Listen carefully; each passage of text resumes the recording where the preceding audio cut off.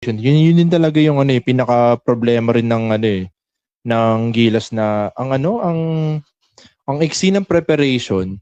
Tsaka ito rin yung napapansin ko rin yung mga sinasabi rin ng mga basher sa Gilas na hindi lang Gilas pero yung sa basketball, dito sabihin na maliliit daw ang mga Pinoy, dapat hindi na lang mag-focus sa basketball.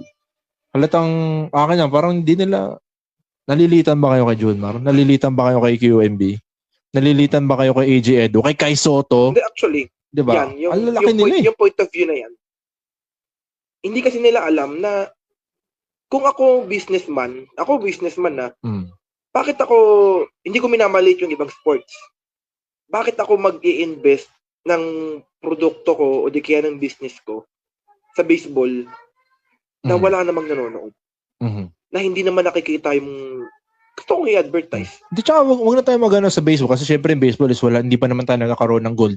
Gymnastics, okay. Gold and gymnastics natin. Sabi natin, ay gold yan, dapat yan nasuportahan natin. Pero, aaminin mo sa hindi, manonood ka ba ng gymnastics? Bakit? Ito best example. Bakit si Alex Ayala sinusuportahan? Good example. Diba? Kasi may nanonood. Yun kasi yung point ng business pa din yan. May nanonood eh. Bakit nung Ascals dati? Nanonood din. May maraming nanonood. Ang daming sponsors. Kasi may nanonood. Kaya ang basketball kasi, marami talagang manonood dyan. Kaya doon nag-i-invest ang mga business. At saka hindi naman sila sinusuportahan actually ng gobyerno eh. Private sector. Private companies pa rin ang bumubuhay sa Gilas. Ang MVP, ang MVP group, ang SMC group, private companies yan eh. Di ba? So, anong inaano nila na sinusuportahan dapat ng Pilipinas yung dapat di na sinusuportahan ng Pilipinas ang Gilas? Mismong private companies ang sumusuporta sa Gilas. Tsaka, kunwari manonood ka ng Gilas, but that's 2 to 3 hours of exposure ng brand mo, diba?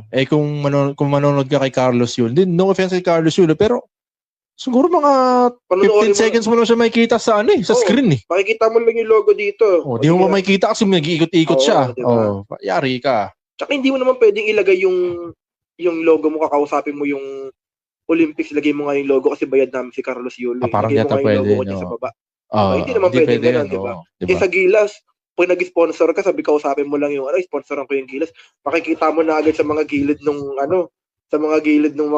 stands, makikita mo na agad dun yung mga sponsor eh, di ba? Yun nga eh. Kunwari, lalo na pa kapag tayo pa yung nag-host, itatapal mo pa yung dun, smart, yung diba? choose to go, di ba?